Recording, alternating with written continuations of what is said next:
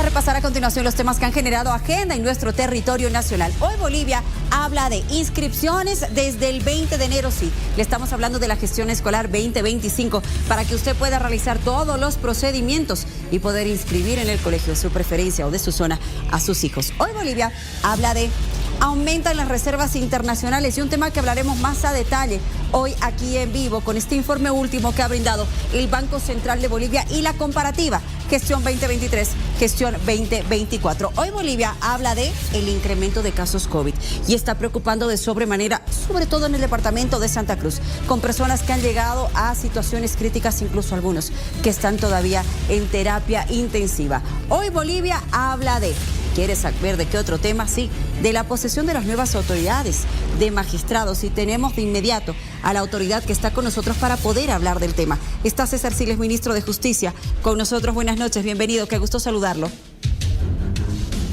Buenas noches, gracias por la entrevista. Ministro, hoy el presidente ha estado dentro del acto oficial de la posesión de las nuevas autoridades y decía, necesitamos una justicia transparente. Yo le quiero hacer la primera consulta. ¿Será posible esto con estas elecciones judiciales parciales y con un cambio parcial de las autoridades? Primero que el cambio de autoridades parciales o casi completas, como yo las denomino, porque recordarás que se ha renovado por completo el Tribunal Agroambiental y el Consejo de la Magistratura. Sin embargo, no va a ser el cambio como tal, ¿no?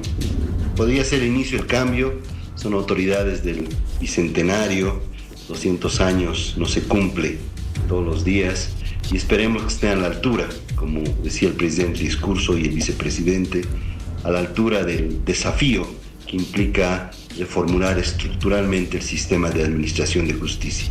Con esta intención de que sea parte del principio de cambio, ministro, con esta intención, ¿cree usted que la relación, el trabajo, la coordinación entre autoridades nuevas y las autoridades que están prorrogadas en este momento será de la mejor manera?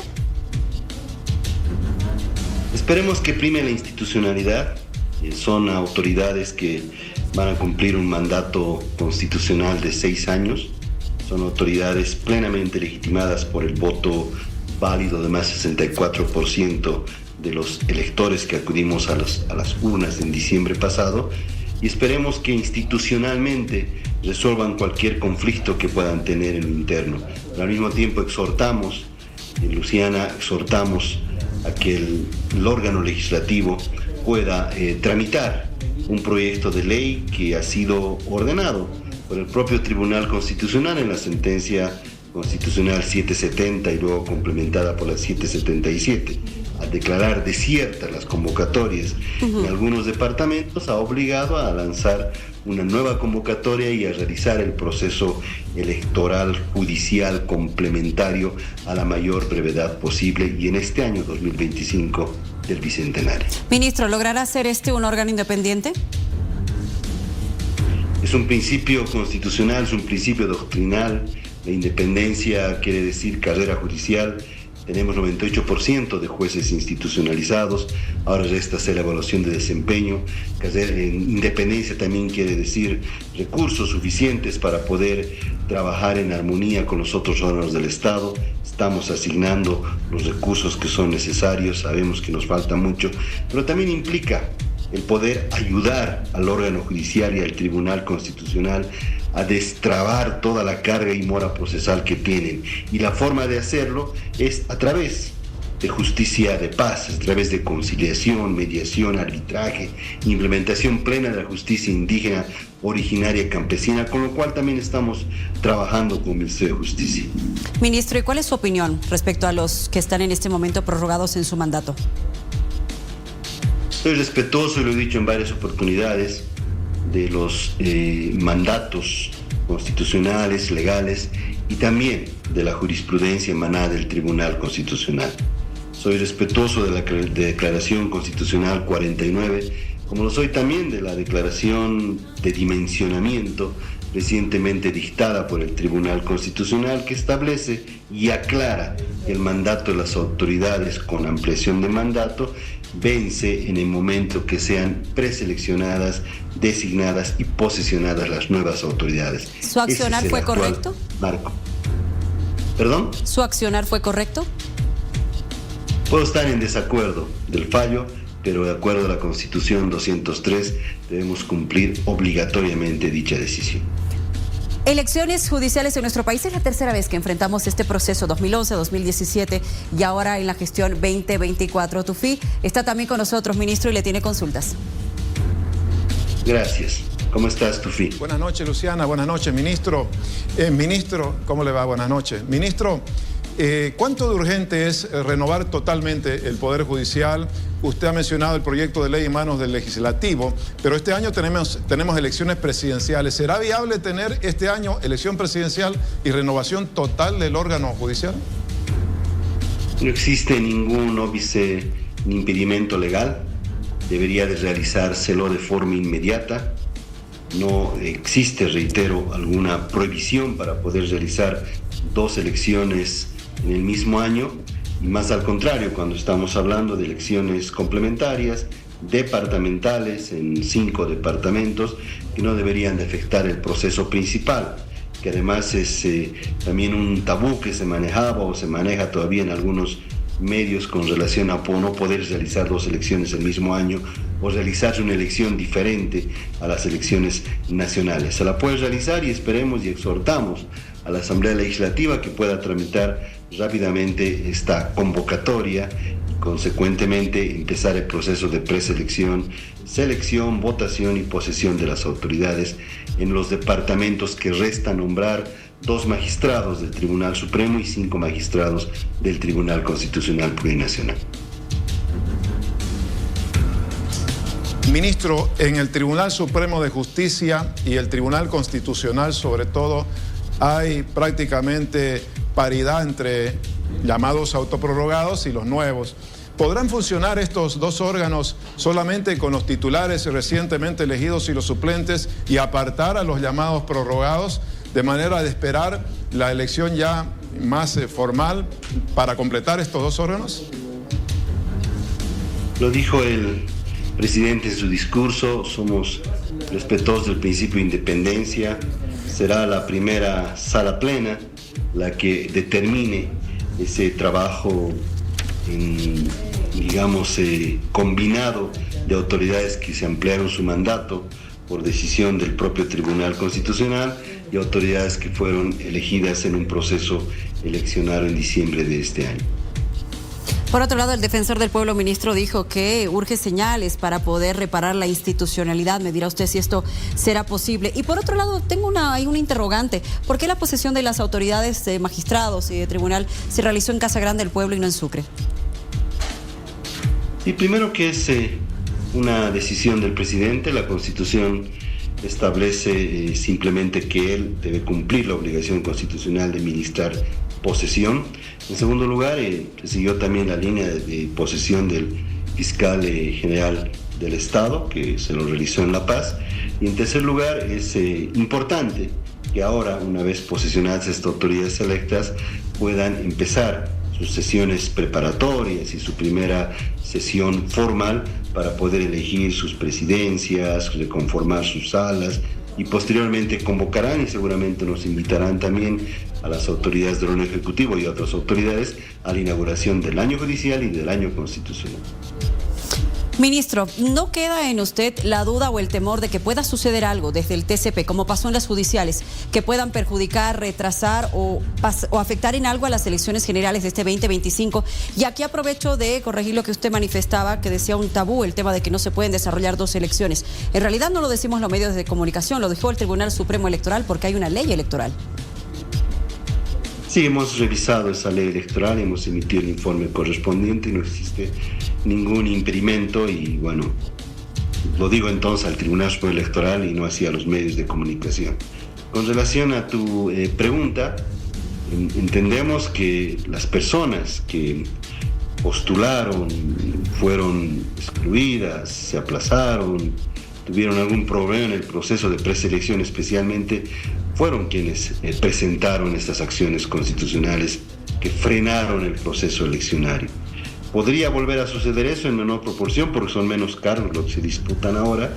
Sin embargo, y existe también un bagaje jurisprudencial, unas ideas consolidadas de jurisprudencia que sin duda va no evitar, pero por lo menos va a contener ese tipo de acciones que pueden presentarse en cualquier proceso. Cuando uno no está de acuerdo con una decisión, acude, lamentablemente, como si fuera una instancia ordinaria, a la acción extraordinaria de amparo constitucional o otra de carácter constitucional.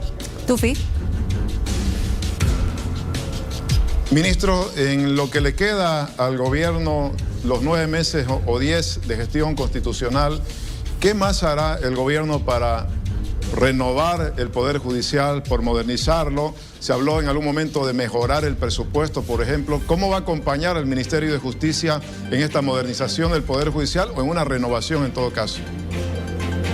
Hemos asumido, Tufi, un compromiso hoy en el discurso de posesión de las autoridades como órgano ejecutivo y particularmente como titular de la cartera de Justicia y Transparencia Institucional, de trabajar en al menos 3 medidas urgentes para el 2025, para nuestro bicentenario. La primera es, y hemos pedido también a la Asamblea Legislativa que se suma a este eje de la reforma, es aprobar normas pendientes de tratamiento en la Asamblea Legislativa. Código Procesal Constitucional, Ley de Enjuiciamiento Penal, Código de Comercio, ley modificatoria a la ley del Tribunal Constitucional y al Código Procesal Constitucional, ley de acción de repetición, entre otras que sin duda van a ayudar a la reforma del sistema de emisión de justicia. Incluso hemos planteado, y hace un par de años atrás, una ley de revolución judicial, una ley de emergencia judicial para modificar algunos artículos que ha estado generando contradicción en su aplicación normativa. Pero no solamente el desarrollo normativo, hemos propuesto también la interoperabilidad del expediente digital que se puede realizar. Ya se tiene un piloto trabajado incluso con cooperación internacional que únicamente resta, y lo digo en términos simples, que el Consejo de la Magistratura se ponga de acuerdo con el Tribunal Supremo y la Dirección Administrativa Financiera o Judicial y podamos implementar por lo menos un programa piloto que puede permitir trabajar al órgano judicial, al igual que lo está haciendo el Ministerio Público con mucho éxito con su sistema Justicia Libre 1 y Justicia Libre 2, el expediente digital. Y también vamos a trabajar en mecanismos de justicia de paz, fortalecer la conciliación, no solamente la extrajudicial, sino también la judicial de los propios tribunales que son parte de los juzgados civiles. En materia penal también se puede conciliar, etcétera, y sin duda también un eje importante es el fortalecimiento y reflexión al mismo tiempo de la justicia indígena, ordinaria, campesina. Sobre la independencia judicial, y con esto termino, vamos a trabajar ahora que tenemos al 98% de los jueces institucionalizados y gran parte de ello, por lo menos de los últimos jueces ingresados a la carrera judicial de la escuela de jueces. Ahora trabajamos, y es un reto 2025, en la evaluación del desempeño para saber qué jueces se quedan por su desempeño eficiente, eficaz, idóneo, y qué jueces se van y pueda convocarse a jueces más idóneos. Eficaz y con ética, seguro que sí. Muchísimas gracias, ministro Siles, por habernos acompañado esta noche aquí en vivo. Gracias, Tufi. Un placer haber conversado con la autoridad. Hacemos una pausa aquí en vivo. Más adelante estaremos hablando de las reservas internacionales. Sí, el Banco Central de Bolivia va a brindarnos datos precisos. Quédese con nosotros que ya volvemos.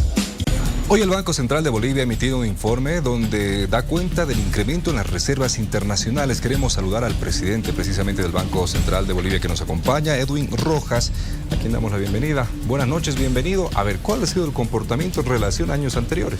Bueno, antes que nada agradecer por la entrevista, por la invitación al programa. Bueno, esta mañana, en cumplimiento a la normativa que tiene nuestro país, que tiene el Banco Central de Bolivia en materia de lo que es la generación de información estadística referente a reservas internacionales, ha dado a conocer el nivel de las reservas al 31 de diciembre del 2024. Básicamente lo que hemos logrado demostrar en la información es que a lo largo de la gestión tenemos 2 elementos creo que hay que señalar. Primero, ha incrementado las reservas internacionales en 267 millones de dólares y por otra parte lo que hemos advertido es que han existido a lo largo de todo el año, ¿no es cierto?, un nivel estable en materia de reservas internacionales con perspectiva positiva. Presidente, es decir, ¿han funcionado estas políticas que se han implementado para la repatriación de activos? Han funcionado diferentes políticas, ¿no? Primero, digamos, desde el ámbito productivo, lo que hemos advertido es que algunas actividades vinculadas sobre todo a la minería, voy a hablar el caso de Vinto, han empezado a generar divisas, ¿no es cierto?, importantes para la economía. Han funcionado las políticas que ha implementado el Banco Central de Bolivia en materia de lo que es, por ejemplo, compra de oro. Los bonos. Los bonos en dólares. Vine alguna vez al programa precisamente a hablar de los bonos en dólares y han funcionado también nuestras políticas en materia de repatriación. Todo esto ha permitido precisamente a lo largo de la gestión incrementar el nivel de las reservas internacionales. Y yo quiero precisamente hablar de lo que mencionaba, la compra de oro. Esta gestión, o la gestión pasada en todo caso, tenemos entendido que se ha comprado más de 14 toneladas de oro. ¿Cuál es la proyección para este año? ¿Y en qué situación está nuestro oro? Tomando en cuenta que mucho tiempo atrás se habló y se criticó el hecho que se haya vendido el oro. Esto era parte de este cronograma precisamente, ¿no? Sí, hemos logrado comprar a lo largo de la gestión 14.5 toneladas de oro. Nuestra previsión a inicios de la gestión 2024 era por lo menos comprar mensualmente 1 tonelada de oro, ¿no? De manera tal que íbamos a estar en torno a lo que serían 12 toneladas, un poco más. En los hechos hemos logrado comprar 14.5 toneladas, pero no solamente es el proceso de compra de oro. La ley la ley 1503 que hace referencia a la posibilidad que tiene el Banco Central de participar en el mercado local como cualquier otro comprador, eso dice la ley, lo hace pero de manera competitiva, ¿no es cierto?, determina que en una segunda fase se acumulen estas compras de oro de producción nacional y en una tercera fase se haga el proceso de refinación. Una vez que se hace la refinación, ¿no es cierto?, se hace considerando a los estándares internacionales, tener oros good delivery, oro de buena entrega, así se denomina, ¿no es cierto? Estamos en condiciones de poder, con estas reservas de oro de buena entrega, ¿no es cierto?, fortalecer las reservas internacionales. Y básicamente a lo largo de la gestión lo que hemos hecho es fortalecer las reservas líquidas, ¿no es cierto?, porque teníamos que cumplir una serie de obligaciones que tiene el país vinculado a lo que es, por ejemplo, el pago puntual del servicio de la deuda externa, claro, o en su defecto hacer las importaciones de diésel gasolina. Presidente, quiero que me hable además del uso de las reservas internacionales netas y por otro lado la perspectiva de crecimiento que se tiene para la gestión 2025. Sí, cómo no. El uso que se ha hecho durante la gestión anterior de las reservas, a ver, por el lado de la generación, vamos a decir, de divisas por parte de la economía, hemos tenido las exportaciones de YPFB, ¿no es cierto?, en términos de flujo. ¿Combustible? Sí, no, exportación de gas. Básicamente, en divisas, lo que nosotros hemos contabilizado han sido 1.879 millones. Todo lo que ha sido las exportaciones de Vinto y otras, y Comibol fundamentalmente, han sumado 393 millones de dólares.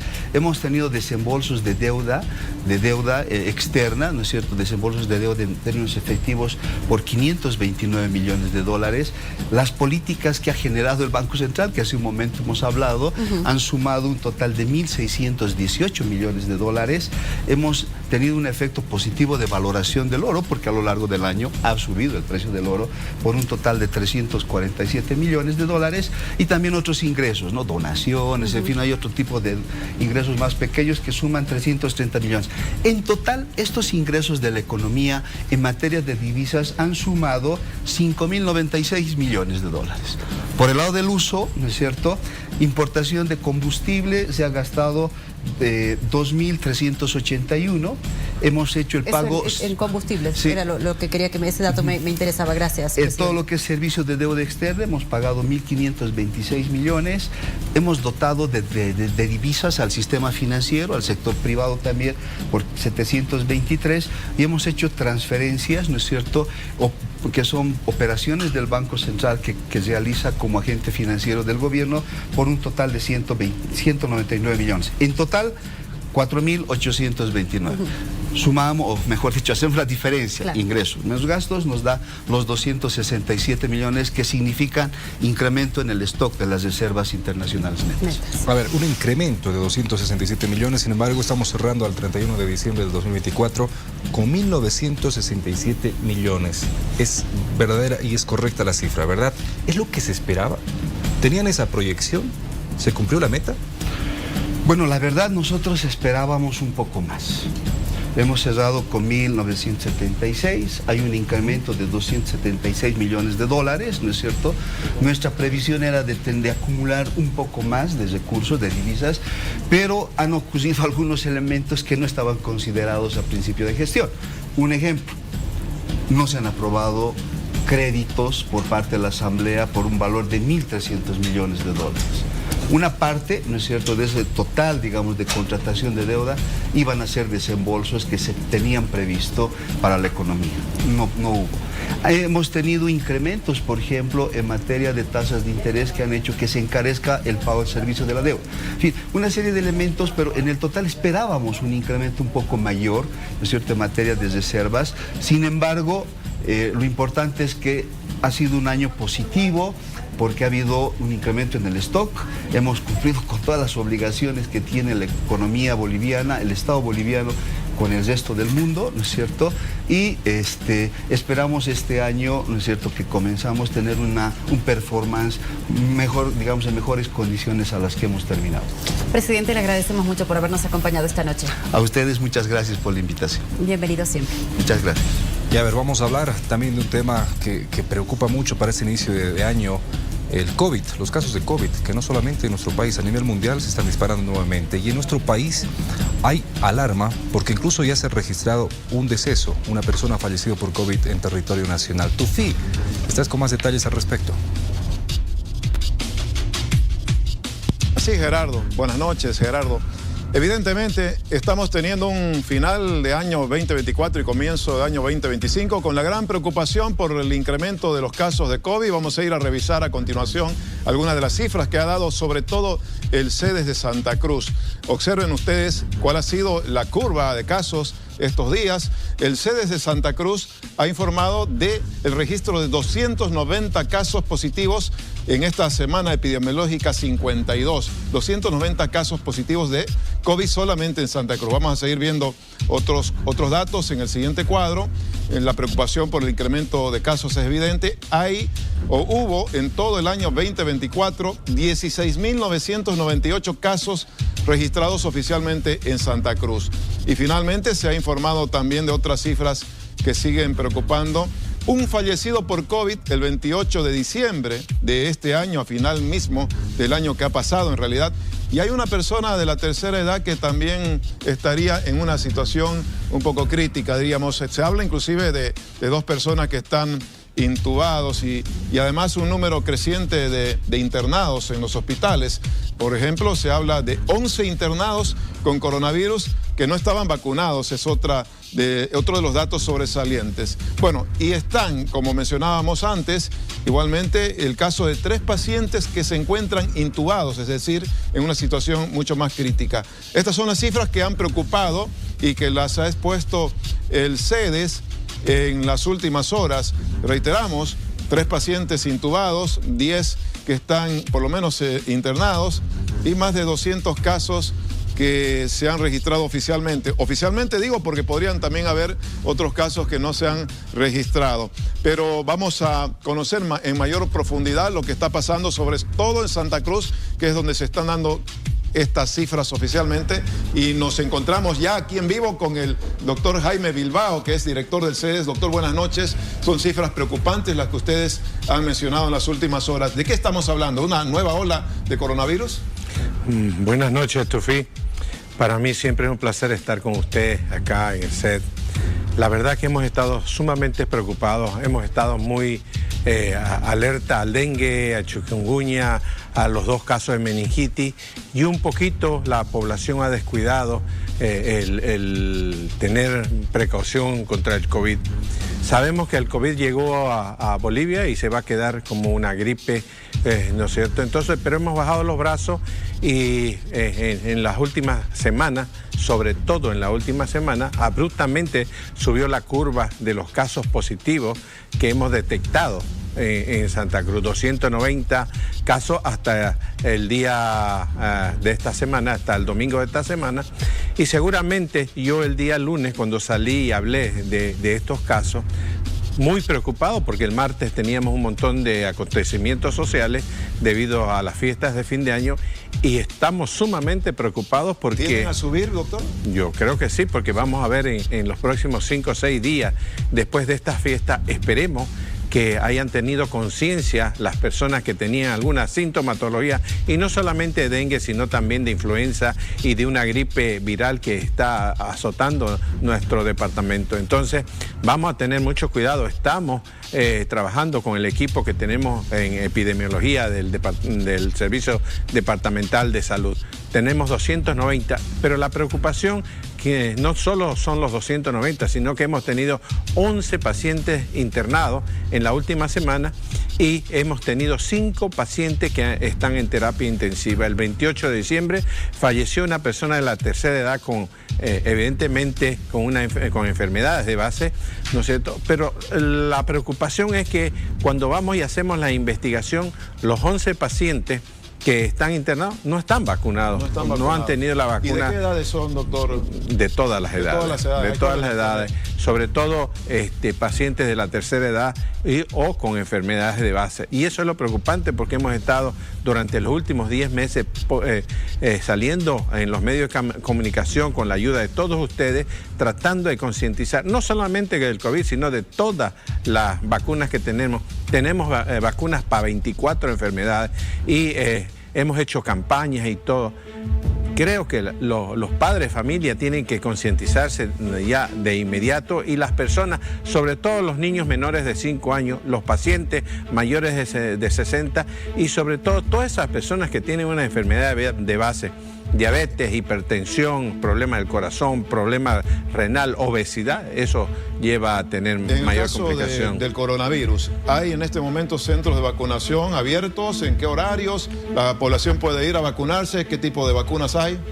Bueno, quedó la vacuna china, ¿no es cierto? Es la que tenemos, es la que...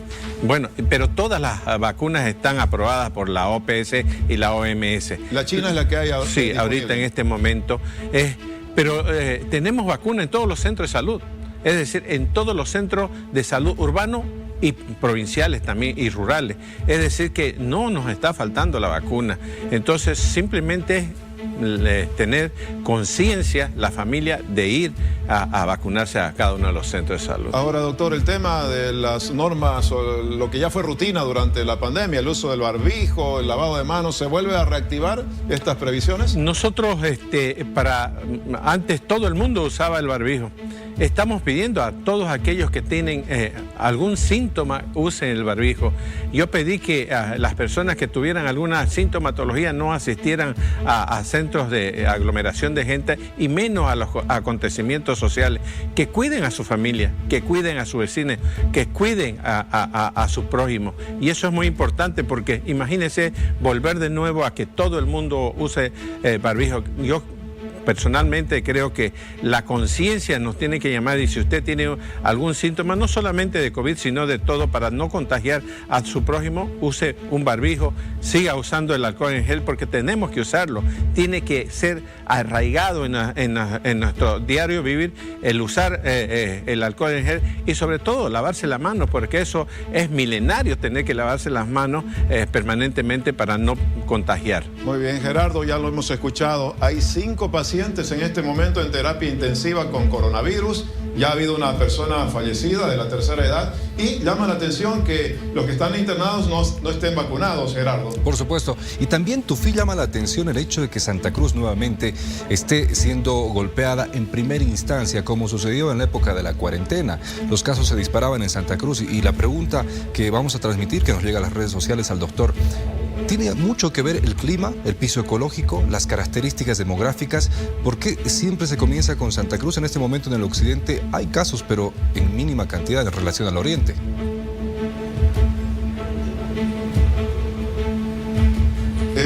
Vamos a volver a reiterar la pregunta, por favor, Gerardo, tenemos un problema de audio de origen. Ahora sí, adelante. Ahora sí, le decía, ¿por qué Santa Cruz? ¿Por qué el Oriente siempre comienza con mayor cantidad de casos, comienza siendo más golpeado en este tipo de situaciones? Lo vimos en la cuarentena, lo estamos empezando a sentir ahora, porque en el Occidente hay casos, pero en mínima cantidad en relación al Oriente. ¿Qué sucede? ¿El clima, las características demográficas? Sí, nosotros hemos investigado precisamente por eso. Nosotros estamos teniendo, ¿no es cierto?, subidas de temperatura permanentes en Santa Cruz, llegando inclusive a los 40 grados, pero también hemos tenido lluvias de pronto o cambios de temperatura abrupta. De pronto usted está con 36 grados y amanece con 20 o 18 grados porque volcó sur. Pero no solamente eso, sino que usted sabe, por el calor la gente sale mucho más y sobre todo se junta en las plazas, en las plazuelas, y hay mucha aglomeración de gente que no hay en los otros departamentos de nuestro país. Y ha habido, no sé, últimamente, como lo había manifestado, un brote de una patología de vías respiratorias viral. Eso ha hecho que baje las defensas de las personas y también hemos bajado los brazos. Y sobre todo tenemos la costumbre de estar con el aire acondicionado dentro de la casa o dentro de la oficina, y afuera tenemos una temperatura mucho más elevada. Entonces transpiramos y el cuerpo y la ropa se seca en el cuerpo de las personas. Entonces eso produce que se enfríe el cuerpo y tenga este tipo de patología, y también que bajen las defensas de las personas. Y lo otro que es muy preocupante es la automedicación que estamos acostumbrados y que tenemos que desarraigar de la familia, porque es muy peligroso. Y otra de las preocupaciones de nosotros como Servicio Departamental de Salud es que en Santa Cruz estamos acostumbrados a ir a una farmacia, preguntarle a la farmacéutica lo que nos recete la farmacéutica, comprar y tomar. Y eso es uno de los peores daños que está haciendo a nuestra población, porque la farmacéutica no está, ¿no es cierto?, especializada como para poder recetar, y produce un montón de complicaciones a los pacientes. Y pedimos, ¿no es cierto?, que en las casas los padres de familia, sobre todo, concienticen que cualquier patología, cualquier síntoma que tenga, lleven al paciente al centro más cercano para ser evaluado por un médico, ¿no es cierto? El médico sabrá qué exámenes complementarios hacer y sobre todo qué tipo de tratamiento va a tener para no complicar al paciente. Por supuesto, la automedicación para nada. Sin embargo, algunos alimentos que pueden ayudar a frenar el COVID, por lo menos en el hogar o en nuestro entorno. ¿Cuáles serían, doctor? Recordémosle a la gente cómo podemos prevenir desde casa. Primero, usted sabe que todo fruto ácido, como el limón, como la mandarina, como la naranja, tiene mucha vitamina C, y sobre todo también las frutas como la zanahoria. Hay un montón de verduras que pueden hacer mucho bien al ser humano. Entonces, hay una pirámide donde usted puede mirar qué es lo que tiene que comer y alimentarse todos los días. Estamos acostumbrados también en Santa Cruz comer mucha carne, para que me entienda la gente, porque a veces uno dice proteínas, carbohidratos, y la gente no nos entiende. Mucha carne, mucho arroz, mucha papa, mucha yuca y poca verdura. Entonces, si usted quiere estar protegido y no bajar su defensa, coma mucho más fruta y mucha más verdura. Doctor Bilbao, viendo el pronóstico de las próximas semanas, inclusive ya en febrero tenemos el comienzo de clases, ¿cuál puede ser el comportamiento epidemiológico? Es decir, ¿en qué momento se puede llegar a un pico dentro de esta curva de contagio que ustedes han detectado? Bueno, vuelvo a decirle, estamos muy preocupados, ¿no es cierto?, porque estamos esperando los próximos 4 o 5 días después de las fiestas de fin de año que no suba nuevamente la curva de contagio del COVID. Usted sabe que de cada 2 que se detectan, hay otros 2 que no se detectan porque, como vuelvo a decir, se automedican. Nosotros estamos muy preocupados, por eso estamos buscando, ¿no es cierto?, tener una reunión lo más rápido posible con el director departamental de educación para ver qué es lo que vamos a hacer, cómo vamos a trabajar en equipo para poder evitar, porque nosotros sabemos que en febrero inician las clases, pero ya va a haber también las inscripciones. Entonces queremos evitar que los niños se nos enfermen y, por supuesto, necesitamos que si no están vacunados, se vacunen. Y sobre todo, que seguramente si hay un nuevo brote o una nueva escalada de esta enfermedad, seguramente vamos a tener que utilizar el barbijo también en los colegios. Gracias, doctor Jaime Bilbao, director del CES de Santa Cruz, por su explicación de esta noche. No, yo soy el agradecido porque me dan la oportunidad de llegar a la gente. Ustedes son el vehículo que nosotros necesitamos y la ayuda de ustedes para poder concientizar, sobre todo a los padres de familia, a la familia y a la gente en general, porque evitemos nuevamente tener una epidemia de cualquier enfermedad, y solo lo hacemos primero con la protección desde casa, ¿no es cierto?, y después utilizando las vacunas. Tenemos vacunas para prevenir 24 enfermedades. Gracias. Un fallecido por coronavirus en la última semana. 5 pacientes en terapia intensiva, 2 de ellos intubados. Esa es la realidad del momento, Luciana. Sí, vamos a hablar de un tema que de seguro a usted le va a llamar muchísimo la atención. Los nacidos a partir de ayer, 1 de enero, año 2025, van a pertenecer a otra generación, la generación beta, completamente activos en el área digital, en redes sociales, en la tecnología, en la inteligencia artificial. Eso es parte de su vida. A partir de este momento, le quiero dar la bienvenida a Alexis Becerra. Él es especialista en tecnología y redes sociales. Bienvenido, Alexis. Muchas gracias, Luciana, Gerardo. Buenas noches a todos los que ven Bolivisión. A ver, Alexis, ¿qué son estas generaciones? ¿Cuál es el enfoque que tienen? ¿Cada cuánto cambian? ¿Y por qué beta?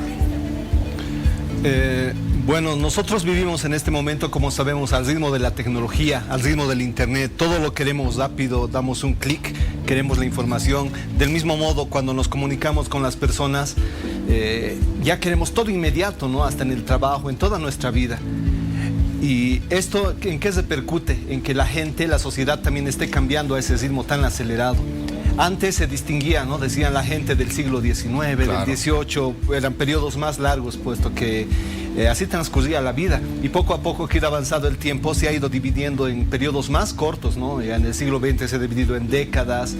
Y ya algunos estudiosos y sociólogos incluso dijeron, ¿no? Con la tecnología, desde ya mediados del siglo XX, han aparecido las generaciones, han sido más marcadas los cambios debido a los cambios tecnológicos. Las generaciones, perdón que te corte, eran padre, hijo, abuelo y cosas así, pero ahora nos basamos en este tipo de generaciones. No, por ejemplo, se dice, ¿no? La generación de los hasta el año 81 más o menos es la generación X, ¿no? Los hijos de los que han nacido en la Segunda Guerra Mundial. No, yo soy millennial. Los millennial a partir del 81, ¿no? Generalmente son... sí, del 81, 15 años aproximadamente. No hay una institución que diga, se marca, ¿no? Aquí las etapas, que les nombre así las generaciones, sino ha sido más por estudios, más un modo práctico de estudiar. Incluso es más por un modo de marketing, porque de acuerdo a la generación se puede ofrecer diferentes productos masivamente a la gente, ¿no? Si se identifica ciertas características comunes de una generación, como los millennials, por ejemplo, se les ofrece de cierto modo los productos. La siguiente generación, la generación Z, que se dice que es la que ya ha nacido digital totalmente al 100%, que han manejado el internet. ¿Desde qué año más o menos? A ver, aquí les voy a decir exactamente. Los millennials del 81 al 96. Esto varía mucho, hay varios estudios diferentes. Aquí uno está sacando un promedio. La generación Z del 97 al 2010. La generación alfa, que es la que hemos visto la última, del 2011 al 2024, ¿no? Hasta el año pasado. Esta generación alfa ha sido la más digital de todas, la que ha visto el internet de las cosas, claro, la que vive con las redes sociales ya de un modo más avanzado. Y ahora viene a partir del 1 de este año lo que se llama la generación beta, ¿no? ¿Y qué dicen los estudiosos? Esta generación es la que ya van a hacer con lo que es la inteligencia artificial, no directamente cuando empiecen a ir a la escuela escuela, al colegio, ya van a utilizar la inteligencia artificial para estudiar dentro de sus casas. Los dispositivos ya van a ser completamente digitales, inteligentes. Por ejemplo, si han visto, hay refrigeradores ya con inteligencia artificial que dicen qué es lo que falta, qué hay que comprar. ¿Van a nacer ellos con eso? Va a ser lo más normal del mundo. Sí, hasta van a preguntarnos cómo vivían antes sin inteligencia artificial, seguramente a sus papás. Claro, el celular ya sería de una generación antes, ¿no? Incluso el celular tal vez ya va a desaparecer en esta nueva generación, ¿no? Con los dispositivos como los lentes inteligentes, se dice que van a reemplazar a los celulares normales. Y algo interesante también es que esta generación que están haciendo a partir del primero es posiblemente la que va a ver el nuevo siglo, ¿no? Van a vivir para ver el nuevo siglo ellos. ¿Y qué va a pasar durante este siglo? Muchas cosas, no solamente temas de inteligencia artificial. Estaba viendo, por ejemplo, lo que se conoce como el transhumanismo. ¿Qué es el transhumanismo? Que van a mejorar al ser humano. Elon Musk ya, como saben, ha creado el Neuralink, ¿no? Un chip con el cual uno se conecta directamente a las computadoras, a los dispositivos con el cerebro.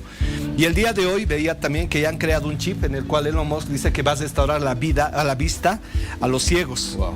¿Ya? Entonces, primero va a ser una vista tal vez un poco en baja resolución, dice él, pero poco a poco en un año va a ir mejorando, e incluso va a ser mucho mejor que nuestros ojos. Y así como ese tipo de chips, implantes que va a haber en el ser humano, eso va a haber esta generación, va a haber mejoras genéticas, se va a poder escoger, por ejemplo, ellos van a ver esto, ¿no? ¿Cómo quiero que nazca mi hijo? Con ojos azules, que mida tanto, que sea tan inteligente, que sea hombre, mujer, que se seleccione. Entonces, eso es el transhumanismo, que esta generación va a ver el cambio en el ser humano, que ya va a ser otro ser humano, ya no va a ser el que conocemos. Tufi está muy interesado en lo que tú estás hablando y tiene consultas también para ti, Tufi. Claro.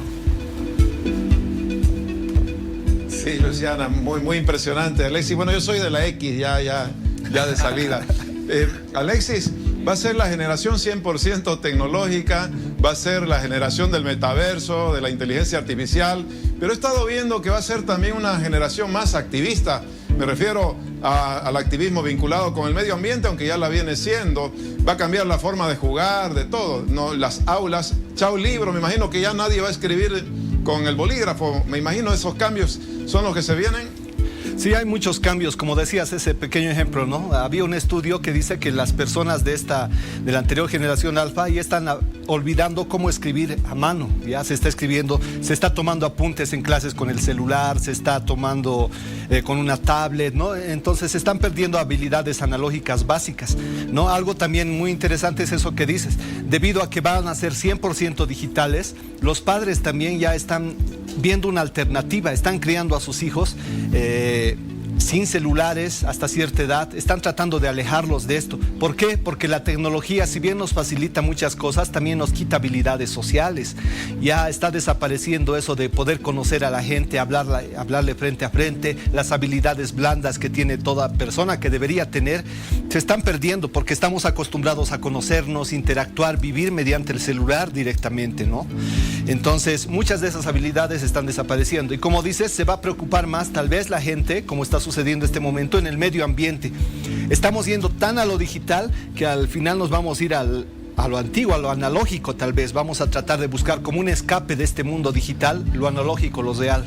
Y ahora lo contrario, Alexis, para las otras generaciones como Millennial, etcétera, ¿va a ser muy difícil adaptarse a estas nuevas generaciones y a la tecnología misma? En general, no siempre pasa eso. A medida que uno envejece, las tecnologías ya van siendo un poco más extrañas para cada persona, ¿no? Por ejemplo, yo mismo les cuento como una anécdota, ¿no? Algunas cosas me preguntan, lo primero que hago, a ver, antes de buscar en mi celular todo, ¿a quién le pregunto? A mi hija. Claro. ¿Sabes de esto?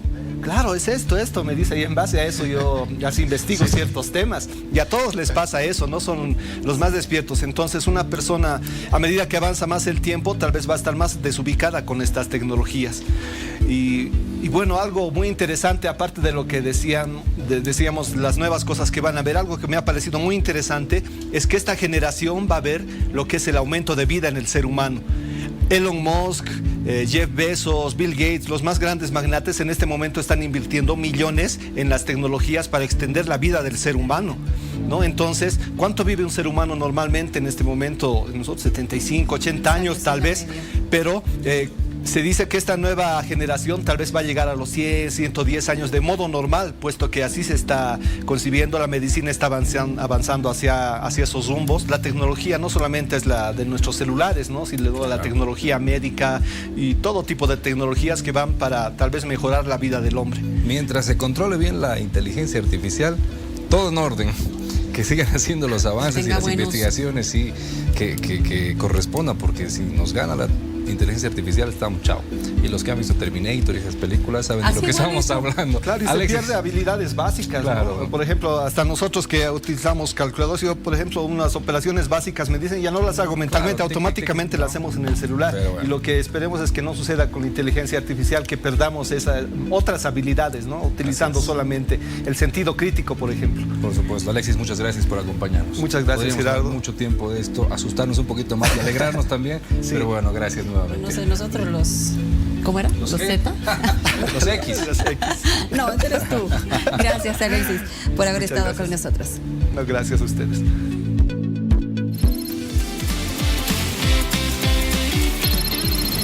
Laberinto Digital. ¿Cómo activar las hormonas de la felicidad? ¿Qué le parece si hablamos de esto en instantes? Aquí en vivo también tendremos detalles del Rally Dakar. Y además estaremos con nuestro sector muy importante. Abre los ojos. Quédese con nosotros aquí en vivo. Vuelve enseguida. Son temas de los que definitivamente cuesta hablar, pero hay que hacerlo. Hay que visualizarlo, lastimosamente.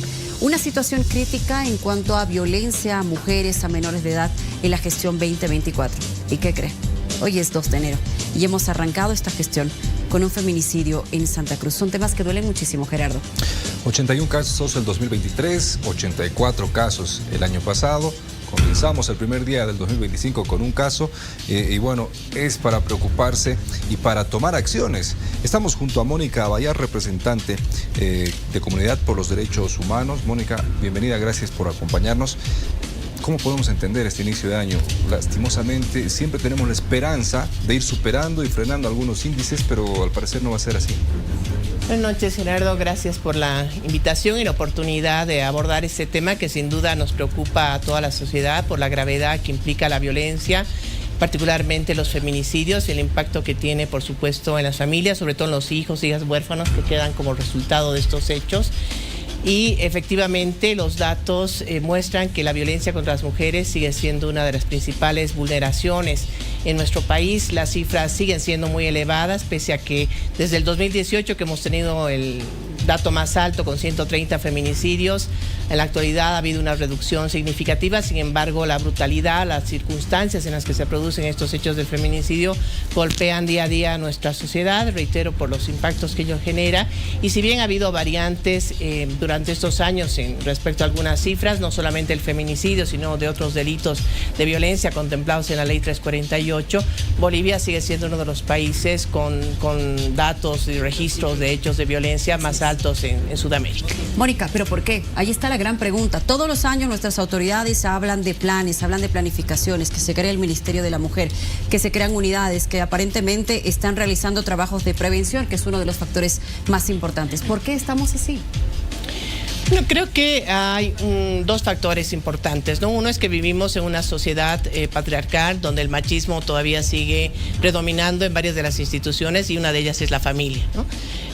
Los roles de género que establecen relaciones inequitativas de poder y asimétricas en la familia, pero también en el conjunto de la sociedad y sus instituciones, hace que la violencia se siga reproduciendo, ¿no? Que la violencia sea un instrumento también de control, de dominación y subordinación hacia las mujeres y también hacia las niñas. La violencia sexual es una de esas expresiones también que afecta principalmente a niñas, niños, adolescentes, ¿no? Pero el 95% de las víctimas de violencia sexual son mujeres y niñas, ¿no? Entonces eso nos está hablando todavía de una sociedad patriarcal donde la violencia es utilizada como un control y un sentido también de dominación y un sentido de dominación y de propiedad que muchas veces se siente hacia las víctimas, y un ejemplo de ello es precisamente el feminicidio, ¿no?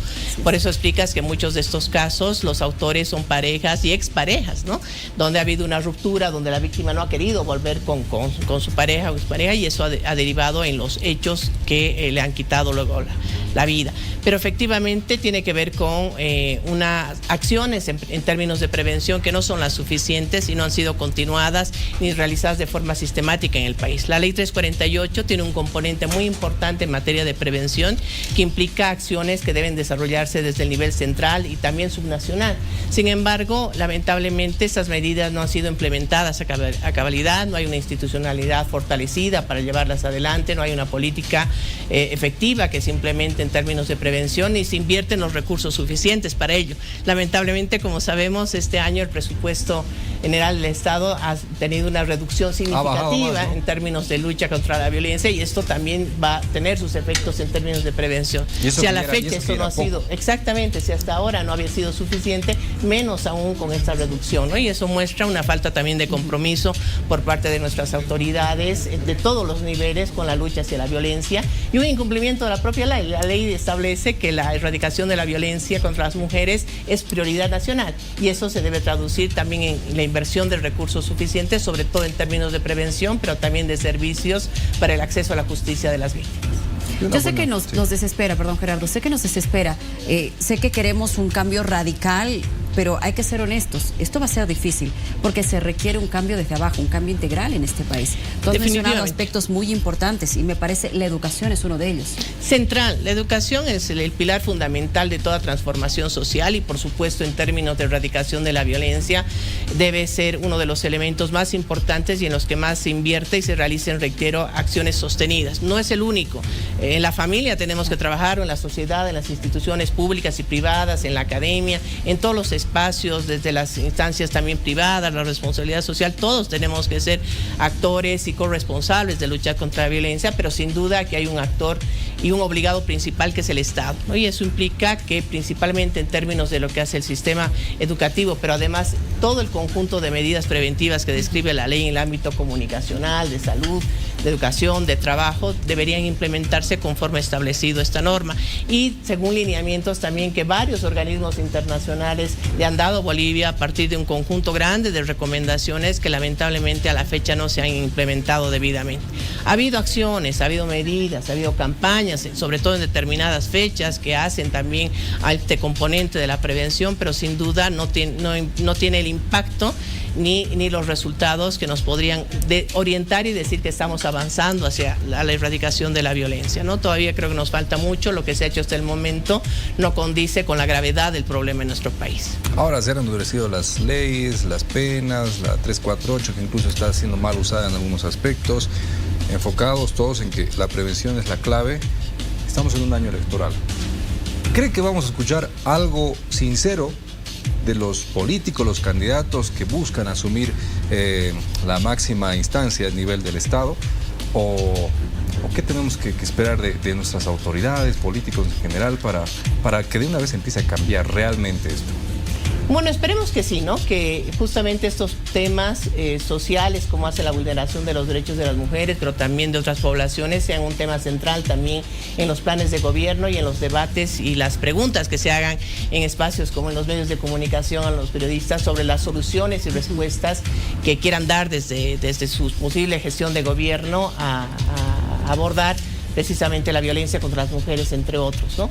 Pero creo que también el rol de la sociedad civil es fundamental, ¿no? El control social, la exigibilidad hacia nuestras autoridades, porque lamentablemente hay un descreimiento también hacia los partidos políticos, las organizaciones, las autoridades, candidatos y demás. Entonces creo que a las y los ciudadanos nos toca asumir ese rol de exigir a nuestras autoridades respuestas, pero además que cumplan los compromisos que asumen, ¿no? Siempre en el proceso electoral hay muchos ofrecimientos y planteamientos, muchos de ellos muy buenos, que pueden ser tal vez lo que estamos esperando desde la ciudadanía, pero la implementación es lo fundamental. Claro. Lamentablemente muchos ya cuando llegan a la gestión de gobierno olvidan los compromisos que han asumido, pero ahí debemos estar precisamente nosotros para recordárselos día a día. Y la sociedad en general, definitivamente. Mónica Bayar, representante de la comunidad de derechos humanos, muchas gracias por habernos acompañado. Muchísimas gracias a usted. Siempre bienvenida. Gracias. Bueno, atención, hormonas de la felicidad, cómo activarlas, cómo poder desde nuestro organismo poder estar más felices, poder ver el otro lado de la moneda, poder ser más positivos en cuanto a las actitudes, poder verse y sentirse bien. Le voy a dar esta información porque enseguida nuestra invitada está junto a Gerardo. Vamos a repasar los siguientes cuadros, por favor. Las hormonas de la felicidad, serotonina, crea sensaciones de bienestar y felicidad, regula el estado de ánimo y el sueño. La dopamina, hormona del placer, crea sensaciones de euforia y refuerzo positivo. Oxitocina, la hormona del amor, ¡ay, qué lindo! Se libera mediante el contacto físico con los abrazos. No niegue los abrazos a las personas que ama. Las endorfinas, analgésicos naturales del cuerpo, se liberan en respuesta al dolor y estrés. GABA es un neurotransmisor inhibidor, calma la actividad neuronal excesiva, promueve la relajación, el sueño y además reduce el estrés y la ansiedad. Estos datos fueron recopilados por Pedro Aramayo, que es investigador de Unifrance. A ver, tenemos algo más. ¿Cómo estimular la hormona de la felicidad? ¿Cómo se va a activar usted? Hacer ejercicio, se lo digo y se lo repito siempre, es la mejor manera. Hágame caso, vaya al gimnasio, empiece este año haciéndolo. Recibir mensajes positivos, sí, y recibirlos de la mejor manera. Disminuir los niveles de estrés, dormir de 7 a 9 horas, ya quisiera yo.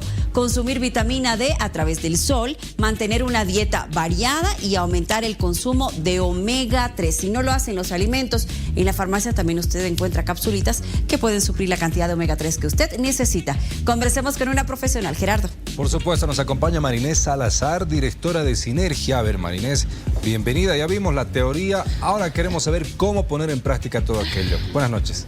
¿Cómo están? Qué gusto compartir con ustedes. Para mí esto es un placer. El compartir con ustedes me genera producción de serotonina, de dopamina, de endorfinas, de GABA, que son justamente neurotransmisores que los seres humanos producimos naturalmente cuando vamos sintiendo y buscando situaciones de felicidad. Se producen naturalmente, pero se puede estimular. Podemos hacer varias cosas. A ver, algunos tips para que la gente ya se dé cuenta de cómo en casa, sin mayor esfuerzo, puede empezar a generar esto. O sea, ¿no quieres ir al gimnasio? No quiero ir al gimnasio todavía.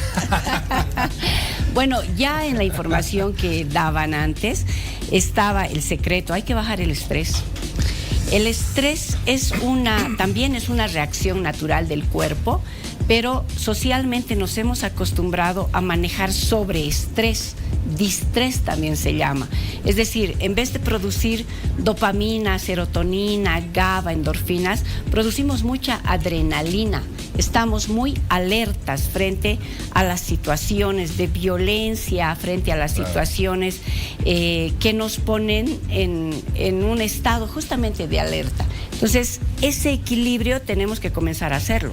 ¿Y cómo lo logramos, Marinés? Me encanta escucharte, pero hay mucha gente que en casa de repente toma como opción, uno, necesito ir al psicólogo, necesito hacer terapia, pero no tengo los recursos económicos. ¿Cómo hago mi terapia interna?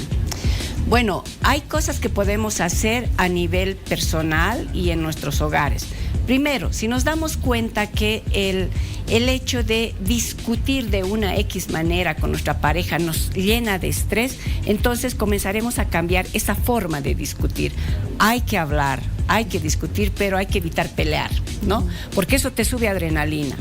En cambio, si tú, por ejemplo, con tu pareja dices, mira, esto no me gusta, pero esto sí me gusta, ¿te parece que hablemos y hagamos más de esto? El hecho de que tu pareja te diga sí, que baje también la guardia, va a hacer que tú comiences a bajar tu adrenalina, tu estado de alerta, para generar esta nueva producción. Por ejemplo, eso lo puedes hacer en casa. Si te das cuenta que estás buscando muchas películas, muchas noticias, mucha información relacionada a violencia, o sea, no te ha sido suficiente escuchar que ha sucedido algo, sino que comienzas a cambiar de canal, buscas en todo lugar más de ello, estás generando lo contrario a lo que necesitas. Por lo tanto, puedes hacer algo diferente. Es importante saber las noticias. Ok, esto me ha dolido, me ha enojado, pero tengo que compensar. Necesito reír. Entonces, busquemos la sonrisa, busquemos la risa. Nos está costando hacer eso. Seguro. Las redes sociales podrían ayudar mucho, pero generalmente empeoran la situación porque no son aplicadas de la mejor forma, ¿no?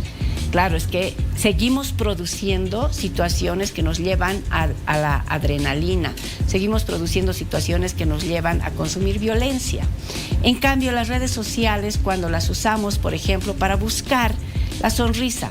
A ver, yo solamente les pido que recuerden una noticia en la red social donde hayan visto la reacción hermosa de una mascota. Claro. ¿Cómo se porta? ¿Qué buscar? ¿No? Es muy importante. Cuando tú ves, no sé, que un perrito ha lamido la cabecita de un bebé, ¿qué sientes? Ay, ¿Cómo sí, se ternura. pone tu cuerpo? Eso es lo que necesitamos buscar, porque ese solo hecho de pensar, ay, la mascota que besa la cabecita del bebé, ese ya te ha generado cierto nivel de dopamina.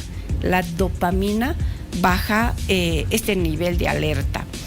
O si has reído muchísimo al ver que alguien bailaba, no sé, pues X cosa, trata de repetir eso y repetirlo en tu vida. Entonces, por ahí no necesitas ir al gimnasio, pero necesitas bailarle a tu pareja un cachito, como para subir esto. Entonces, no son cosas tan complicadas, pero necesitamos tomar la costumbre. Hacerlo. Bueno, en lo particular, yo sí utilizo la técnica del gimnasio y me va muy bien. Salgo muy feliz y liberada. Tufi, ¿tú tienes algo que practicas para poder liberar un poquito el estrés y estar más feliz? Luciana, a la vez que no corro una vez por día durante la semana, necesita mi cuerpo, evidentemente, ese nivel de dopamina, pero ¿cómo hacemos para poder dormir como recomiendan ahí de 6 a 7 horas con este ritmo de actividad que se vive en Bolivia, no ser con el nivel de periodistas. alerta permanente, Marinés? Bueno, hay varias Pero formas de intensificar. es contraindicado, perdón, sí. No, le iba a preguntar si es contraindicado usar alguna píldora para dormir, por ejemplo. Bueno, por ejemplo, ahora tenemos para adquirir el triptófano, que te ayuda muchísimo a conciliar el sueño sin necesariamente generar estas dependencias. Pero hay algo que puedes hacer, Tufi, y podemos hacer todos y todas. Si mantenemos una relación equilibrada con nuestra pareja y podemos decirle, ¿sabes qué? Necesito activarme, no quiero ir al gimnasio, pues haremos el amor. ¿Sabes qué? Necesito descansar súper bien después de activarme, pues haremos el amor. Esta es una de las formas mejores que tenemos para producir estas hormonas, estos neurotransmisores, pero además de activar nuestro cuerpo. Eso entonces sería un indicador cuando vemos a alguien muy estresado, que algo anda mal en casa, más o menos. ¿Por qué te estás riendo? Sí. Por ejemplo, que no es lo mismo solo tener coito, ojo que he dicho, hacer el amor. Porque hacer el amor implica mirar a alguien, tener esa abrazar conexión a alguien, tocar a alguien, que ya te va a generar, por ejemplo, producción de oxitocina.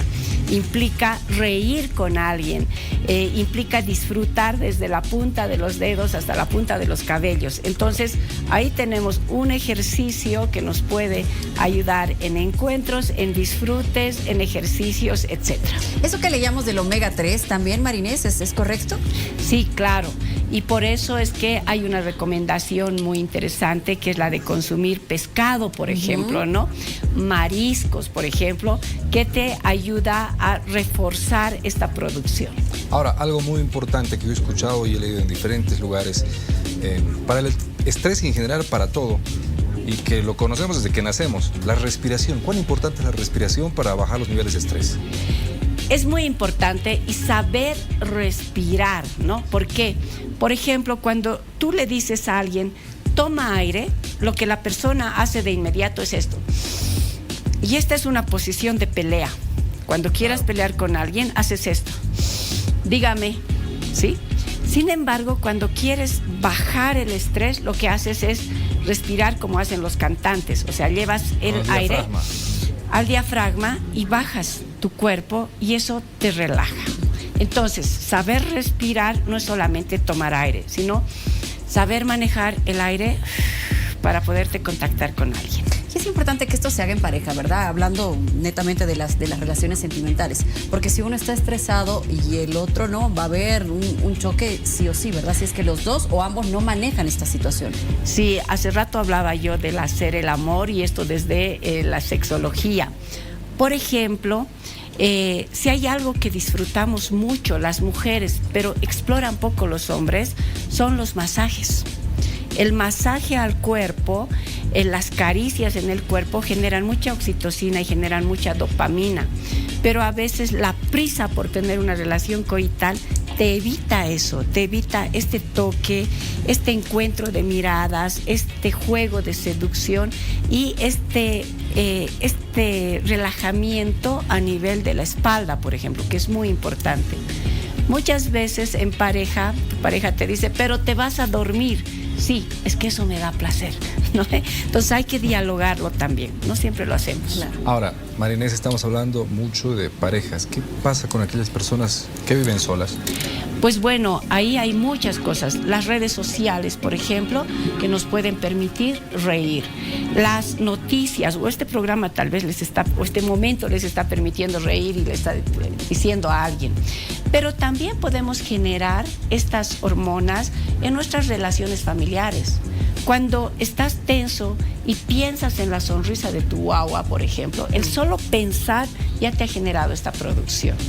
Cuando estás viviendo solo y decides eliminar la idea de que soledad es abandono, ahí vas a encontrar otra forma de placer y decir, qué rico estar solo, ¿no? Que nadie me esté presionando, nadie me esté buscando para hacer algo, sino que pueda quedarme, aunque sea 3 horas en mi cama sin que nadie me diga.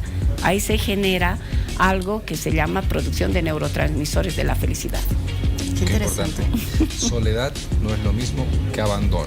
Sí, porque cuando confundes eso, sientes la angustia y no produces estos neurotransmisores. O empiezas a sobrepensar, o voy a estar solo todo el tiempo y nadie me quiere, y ahí vienen novelas, ¿no? Sí, y podrías decir más bien, wow, tengo tiempo para mí, tengo tiempo para pensar en qué voy a hacer, en qué viaje quiero, me puedo comer un chocolate sin que nadie me lo quite de pronto, ¿no? O sea, estas pequeñas cosas que se hacen grandes en nuestra vida y que pueden determinar que también influyas en otras personas. Es que es como mucha gente tiene miedo a no soltar por no sentirse solo, entre comillas. Tufi, ¿qué opinas tú? Ahí sobre eso, María Inés, hay quienes se sienten solos o abandonados en todo caso, que es otro término diferente, y recurren a las mascotas, al perrito, al gatito. ¿Cuánto puede ayudar? Bueno, la soledad es sumamente disfrutable con las mascotas porque no hay una dependencia de alguien que te esté diciendo lo que debes o no debes hacer. Generalmente las mascotas tienen un cariño incondicional, entonces te puede ayudar. Y yo insisto en este tema de la soledad. En nuestra sociedad se ha generado la idea de que soledad es abandono y eso genera angustia, genera depresión. Pero si entendemos que la soledad es tu espacio personal fuera de los otros, vas a generar otros disfrutes. María Inés, queremos agradecerte sobremanera por habernos acompañado esta noche. ¿Dónde te podemos contactar? Gracias, soy directora de Sinergia, tenemos un equipo de psicoterapeutas que está a servicio de ustedes. 697-86,000 es nuestro número y estamos aquí en Sopocachi. ¿Solo están en La Paz? Estamos en La Paz, pero también atendemos virtualmente, así que nos pueden llamar. Es bien facilito, 697-86-000. Ese es nuestro número. Ahí estamos. ¿En redes sociales también? En redes sociales, Sinergia, así con P adelante, Bolivia. Tenemos videos, tenemos una serie de recursos que le pueden servir para elaborar, para generar neurotransmisores, ser más feliz y disfrutar de las soledades y compañía. Yo me quedé pensando en esto de la generación, los millennials, los X, los Z, ahora los beta. ¿La sociedad, la gente sabrá lo que significa, sabrá qué generación es? Posiblemente sepa o tenga idea de qué generación es, pero no creo que sepa que ayer ha comenzado una nueva etapa de la generación beta. Veamos qué dice la gente. Vamos. ¿Sabía usted que todos los niños que nacieron desde el 1 de enero de 2025 son la generación beta? Pero ¿cuál será la opinión de las personas? Presta atención. La generación beta le espera un mundo, pues bueno, complicado, ¿no? Vivimos en un mundo que actualmente está viviendo una coyuntura bien especial, tanto en nuestro medio como a nivel mundial. Y bueno, les deseo mucha suerte, no queda de otra, todos hemos venido a enfrentar diferentes cosas en este mundo y va a tocarles a ellos enfrentar muchas situaciones, tanto con el mundo, la naturaleza, el cambio climático. Puede ser buena también como puede ser mala, porque también tiene que ser controlada con los papás, porque los niños de hoy en día siempre ya buscan el celular, no son como antes, ¿de verdad? Y antes también leíamos libros. Demasiado nos hemos mecanizado, nos hemos abocado principalmente en todos los aspectos científicos, lo que ha ido, en vez de que la inteligencia humana vaya en progreso, vaya en retroceso. La nueva generación y su uso pues es más amplio en cuanto a la tecnología. Yo creo que esto puede afectar o también puede favorecer, vaya, dependiendo a cómo lo manejen o cómo lo vayan a aprovechar. Porque si hay gente que, por ejemplo, los niños muchas veces sí se dejan engañar en redes sociales o al usar la inteligencia artificial pueden llegar a confundir ciertos conceptos. La generación están haciendo con más tecnología y como ya vimos, está evolucionando y pienso que estos niños van a nacer más actualizados con nuestra tecnología y así poder tener más oportunidades, ya sea en lo laboral. Pero usted quisiera saber qué es lo que opina un experto del área. Es una generación que va a ser bien difícil que diferencien el tema físico y lo digital. Están inmersos en cosas como el metaverso, el tema de realidad aumentada, realidad virtual. Para nosotros es muy importante saber lo que opina usted como ciudadano y de esta manera nosotros hemos llegado al final hoy con un programa variadísimo. Se despide Lu, Generación Z. Dice Millennial, a mucha honra y la he pasado muy bien y voy a estar unos días más acompañándoles en este horario. Tufi. Tres generaciones esta noche, la X, la Millennial igual, Gerardo. Millennial. Yo soy Z, No, Luciana es Millennial también, ¿no? Yo llevo bien mis cuentas, soy Z. Millennial también. Nos vamos. Bienvenida Generación Beta, bienvenido año 2025. Nos vemos mañana, que ya es viernes. Hasta mañana, Adiós. Un abrazo grande.